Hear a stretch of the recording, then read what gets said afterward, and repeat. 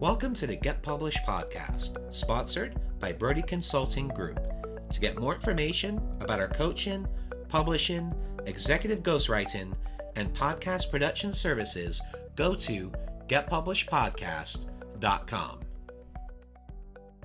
Hello, I am Paul Brodie, and thank you for joining us for another episode of the Get Published podcast, where we help authors get published with a proven system that works. And today, we're being joined by Jenn Foster, author of Podcast Authorized. Jenn, welcome to the show.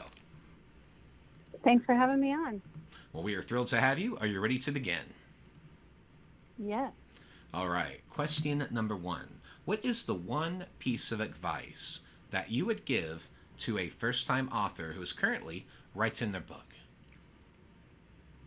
You know, that's a really great question. I think a lot of authors or first-time authors who are starting to write their book struggle with this, and that is how to not be a perfectionist. I think a lot of people try and be a perfectionist and try and make it right, and they restructure the sentence 8 times before they write just one sentence. And you can't do that if you're going to finish a book. So you got to make sure that you're trying not to be too much of a perfectionist so you can actually get your book done. Exactly. Done is better than perfect. Yeah. Well, what do you feel is the hardest part about getting published? You know, I think for most writers and authors, it's taking that step or that leap to say and commit yourself to say, I'm going to get published, right? So it's committing to it and actually making it happen. Because I know quite a few people who have written a book and then they sat on it for 2 or 3 years because either they're scared or there's fear or there's something where they're not actually getting it done. And maybe it's just one little thing like they, need help with a book cover. Maybe it's something tiny, but it's, I think it really is just committing to it and saying, here's the date I'm going to be published, and then shooting for that date and getting it done, just like any other goal there is, right? Absolutely, and just get it done. That's the main thing. Set those goals, follow through, and get them done. Mm-hmm. Well, let's talk about marketing. So please share a marketing strategy that you have used in your book launch that has worked well. Yeah, we're actually in the middle of a book launch right now that is working really well. And I've done it actually for the 3rd book I wrote. I think this is the 15th book that I've written called Podcast Authorized. And I think I did it on the 3rd book I did as well. And that's what's called a pre-order. So this marketing strategy is where you have your book as a pre-sale and you make it like a week to a month book launch. So you're basically trying to get as many sales as you can in the pre-order stage or the pre-sale stage. And then when the book is released, then you have the big reveal and the big book release with, usually you have book signing parties, but what's going on in the world right now, we'll probably do everything virtually. But having the, virtual videos, Facebook Lives, and that sort of thing for a book launch party, as well as, promoting the release and making everything go viral as far as when it actually gets released.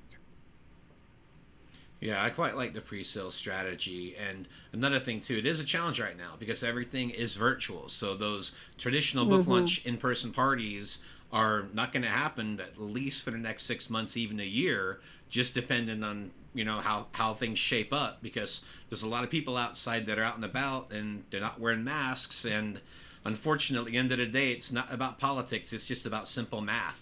And the math's going to show that it's probably going to be a while for us to be able to do any type of really big book launch parties and events. So it's really just about pivoting and doing these virtual events. Yes. Yeah, one of the other strategies we've done, so once the book is released, one of my favorite ones is mailing a book. So one really cool thing about Amazon and Amazon Prime is you can mail your book to anyone you want as long as you have their address. And Amazon lets you put a gift receipt, so you can type a little note on there, or even go a step further and create a private video for that person, put it on YouTube, make it unlisted, and you have a private little video that they can go and watch, and you put the link on the note inside of Amazon gift receipt. And then you can mail that book to them, 2-day shipping. They get it. You can even have a gift wrap if it's somebody really important. It will bypass that gatekeeper or that secretary or somebody, because if it's gift wrapped, they're probably not going to open it. they might be opening Amazon packages, but if it's gift wrap, they're not going to. So it'll go right to the desk of the person you're trying to get that book to. And that's one of my favorite marketing strategies, is just mailing your book to the people that you're looking to. If it's a nonfiction book, a book that you're trying to get someone as your client, you can mail them a book right to their desk, which I love that. So with Amazon Prime, how does that work exactly? You're actually ordering it virtually online, and then you're sending it to that person specifically, and then ordering gift wrap? That's right. So it's basically a 2-day shipping to send anything on Amazon, right? So as long as you have Prime, it's free shipping. And as long as you have their address, you can ship them that book with a gift receipt and gift wrap if you want. And some of the gift wrap might just be like, they try and be eco-friendly, so they use like a gift bag or something like that. But it's really great, and it gets it right in front of that person, and then we'll have the gift receipt there. So it'll tell them, hey, go watch this video, which is pretty awesome. If you don't want to pay retail for your book, then, and if you have control of your book, or if you can ask your publisher, they can reduce the price of your book for a couple of days while you mail out a bunch of, books to people and get it right on their desk. And that way you don't have to be the one shipping it and packaging it, right?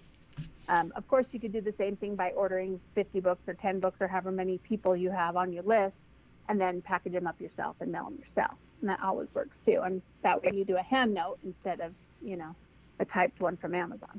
I like the idea of having it done for you. I'm a big done for you type of guy, so I love that. How much are you looking at for shipping if you want to use Prime for that? Well, Amazon Prime, I think, is so much per year. I think it's like $120 a year, something like that. And so that means you have free shipping on anything that you order from Amazon.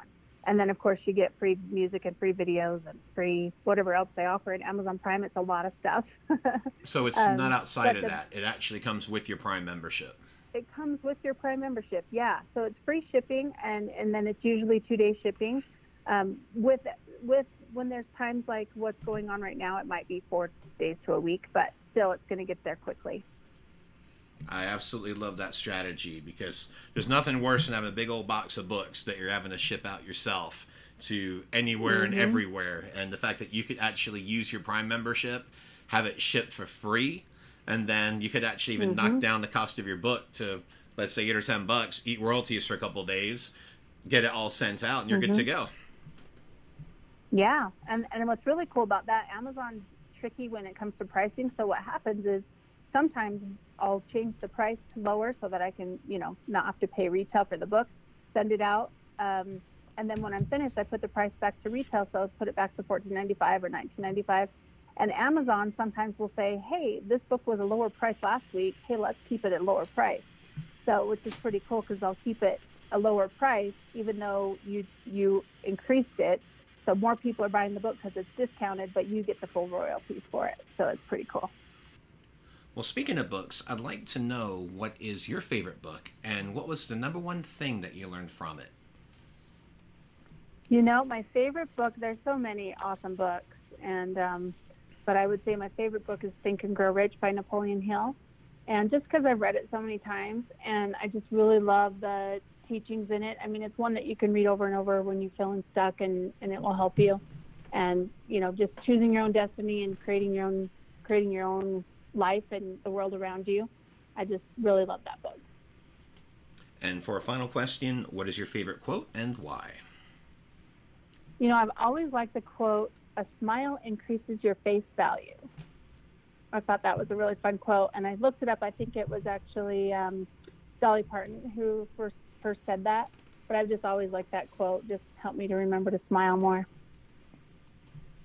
Excellent. Well, Jenn, I want to thank you for being a guest on the show. What is the best way for people to find you online? Yeah, people can find me on my website. It's authorjennfoster.com. That's spelled with 2 N's, so authorjennfoster.com. Or you can find me on Facebook, Instagram, Twitter, and even Pinterest if you want to go that far. So, yeah, we just have lots of fun. I love being an author, and I really enjoy helping other people become authors, too. Jenn, thank you once again for being on the show, and I wish you all the best in your author journey ahead. Thank you. Thanks again for joining us today. To learn more about how to get your book published with a proven system that works, grab a free copy of my book at getpublishedpodcast.com.